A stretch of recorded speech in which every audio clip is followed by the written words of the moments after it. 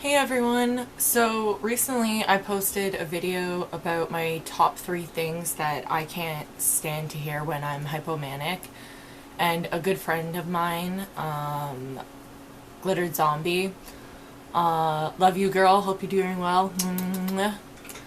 Anyways, she suggested that I do another video of the top 3 things that I actually like to hear, opposed to the things that I don't like to hear. So I thought that would be a good idea as well. So number 1 for things that I want to hear when I'm hypomanic is, do you want me to stay? Or a variation of this can be like, do you want me to sit with you? So again, do you want me to stay or do you want me to sit with you? So these are always good things to say for me, especially. It shows me that you can see how distraught I am in those moments and that you obviously don't want me to be alone, which is something that we never want. And honestly, there is probably nothing that you can do in those moments for someone who's actually going through like the hypomanic episode or having like an anxiety attack or a panic attack.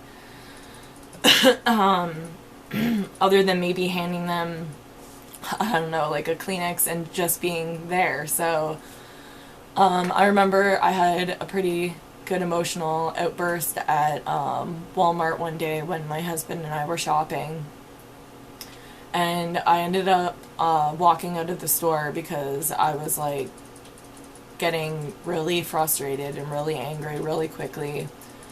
And I knew it was going to keep escalating, so I was just like, need to go out. So, I was like angry and everyone was looking at me and I was heading for the door. I get outside and I sit down on the curb. That was just like a little ways outside from the main door, and as soon as I got outside, it goes from, you know, the anger to depression instantly, and I like started bawling. And I didn't even care that all these people were walking by with their families to go shopping, and they probably didn't care that I was sitting there alone crying either. And then I hear this woman's voice ask me, "Are you all right, dear?" And when I looked up, it was this elderly woman, probably in her late 70s or 80s, and she was like leaning down to look at me, and she had like the warmest smile on her face. And I told her that I was, you know, just having a really bad day, and she asked me if she could sit with me until I felt better. And I was like kind of shocked in that moment, like a complete stranger. An elderly woman wanted to sit on the curb next to me, a bawling mess. So I like immediately stood up. I couldn't let an elderly woman like sit down on the curb beside me. She told me a little bit about herself and how she was a Christian, and I told her that I was too. And she told me that I should just cast all my worries to the Lord, and I told her at that moment in time that that I'd tried, and I feel like that He's not listening to me anymore. Like, I won't go on and on about this in case you aren't religious, but the point is, the stranger really touched my heart that day in a moment when I needed it the most. It was probably one of the most gratifying acts of kindness anyone has ever shown me. And it still makes me kind of emotional to think about to this day. Like, when I was writing out the script for this video, I was tearing up and crying a little bit writing it. So that's number 1. Do you want me to stay or do you want me to sit with you? Number 2 is, I'm here.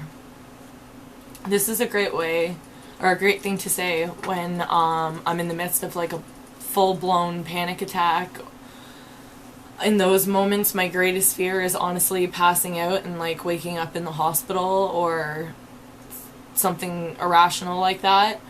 So to hear someone's close to me, or to even have like a supportive friend say, I'm here, when they're there with you in those actual moments, for me, it really helps like alleviate some of the panicked, irrational thoughts almost immediately. It also makes me feel better knowing that if I do actually end up passing out, that there's someone there that knows me, that can explain, to whoever comes what the hell's going on, and I don't have some, epileptic medical condition or something like that. I've like gone through so many crazy scenarios in my head about passing out in public.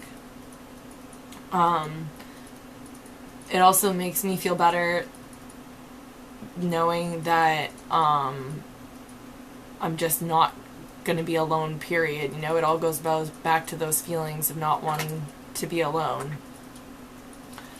And then my number 3, for the top things I want to hear when I'm hypomanic is, you are strong. This is another good one for me, at least, especially if someone's reminding me of a worse time than the time that I'm like currently in, the situation I'm currently in, and they're encouraging me, to not give up and to pull myself out of the hole. Usually in those moments I'm completely like over the edge with either depression or mania, and I'm completely not seeing things clearly, and I am literally hanging by a thread. So hearing I'm strong in those moments is almost like someone throwing you a rope when the thread breaks, like at the last second, and you reach out for it and you grab it and it's your lifeline. Just like think about how much pain you've felt. Think about all the hurtful things people have said or maybe done to you. Just think about all the shit that you had to climb through to get to this moment. This moment right here, right now. Just think about it for a moment. Can you see it? All the obstacles that you overcame. If you weren't strong enough, you wouldn't be here right now watching my video. You are strong is a powerful phrase.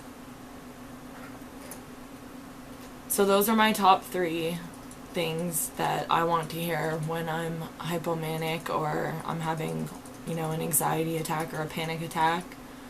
I hope this video was informative. As always, I'm open to suggestions on new topics, so if there is something you want me to talk about, please like, subscribe, or leave me a comment below, and as always, stay strong and know you're never alone.